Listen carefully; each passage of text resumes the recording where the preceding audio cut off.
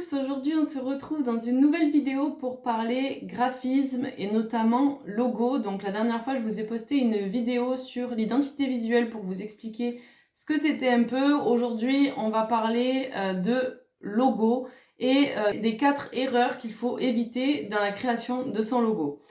Donc si vous avez envie de créer votre logo et que vous n'avez pas envie de faire n'importe quoi, vous êtes dans la bonne vidéo puisque je vais vous donner aujourd'hui 4 conseils pour avoir un logo qui fonctionne et qui fait professionnel. Donc c'est parti!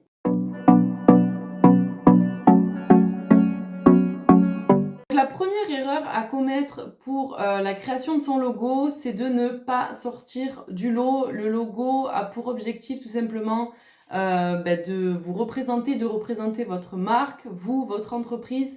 Il a pour objectif de se différencier puisqu'il est censé vous présenter, et quand les personnes doivent voir votre logo, ils doivent tout de suite penser à vous en fait. Donc le but du logo, c'est qu'il soit unique, aligné aux valeurs de votre entreprise et qu'il sorte du lot, puisque s'il ressemble à tous les autres logos, ça n'a pas tellement de sens. Donc ça, c'est la première erreur à ne surtout pas faire, et je vous invite vraiment à réfléchir à un logo de manière stratégique pour qu'il vous représente votre message, les produits que vous voulez vendre ou même les services, pour qu'ils soient vraiment alignés à ce que vous faites comme travail. La deuxième erreur à ne pas commettre, c'est d'avoir un logo incompréhensible. Quand je parle de logo incompréhensible, je vais tout de suite vous expliquer, et ça se traduit notamment en 2 points.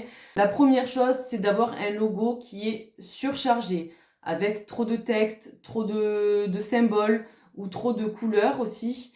J'appelle ça un logo surchargé, qui n'est pas lisible en fait, où on n'arrive pas forcément à voir ce qui est censé se dégager du logo. Donc ça, c'est une des premières erreurs à ne pas commettre, et je vous invite vraiment à faire quelque chose de propre, de clair, pour qu'il soit le plus lisible possible.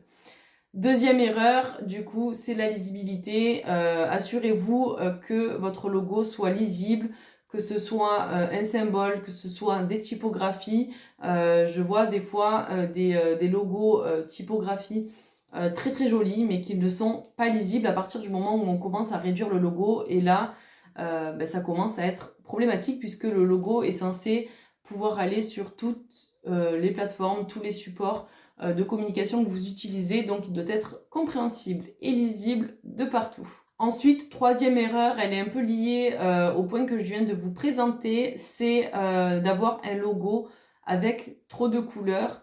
La première chose, c'est que les personnes vont pas forcément s'identifier à votre logo, puisque le logo n'est pas censé être seul, vous êtes censé avoir une identité visuelle avec. Et si vous ne savez pas ce que c'est une identité visuelle, je vous invite à aller voir ma précédente vidéo où j'explique ce que c'est et de quoi c'est composé. Et si vous avez un logo avec plein de couleurs, on va pas forcément vous reconnaître en fait. Donc ça, les couleurs, c'est très très important aussi. Donc ne pas trop en mettre pour que ça reste lisible, compréhensible, comme je viens de vous le dire juste avant. Et il faut également que le logo puisse s'adapter sur tous les supports et tous les fonds, que ce soit un fond coloré, que ce soit un fond blanc, il faut qu'il soit lisible en fait. Donc si vous mettez tout plein de couleurs, ça sera forcément moins facile à l'adapter sur les différents fonds que vous aurez, que ce soit sur vos réseaux sociaux, sur votre site, etc.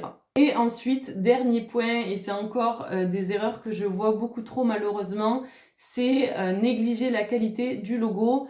Pour avoir un logo de qualité, il faut qu'il soit en plusieurs formats, et notamment le PNG sans fond. J'ai déjà eu des clients qui m'ont ramené des logos, de très jolis logos d'ailleurs, mais où ils avaient en fait qu'une version avec fond, et qu'ils ont détouré en fait par la suite, et ça vient énormément pixeliser le logo. Donc ça, c'est une erreur parmi tant d'autres, mais le message que je veux vous faire passer à travers cette 4e erreur, c'est de faire attention au format, à la taille du logo, pour que quand vous voulez l'adapter sur n'importe quel support, n'importe quelle taille, le logo ne soit pas pixelisé en fait. Donc voilà, moi je préconise vraiment de faire attention à ça, parce que à partir du moment où on a un beau logo, c'est super, mais à partir du moment où on ne peut pas l'adapter sur tous les supports, ça commence à être problématique.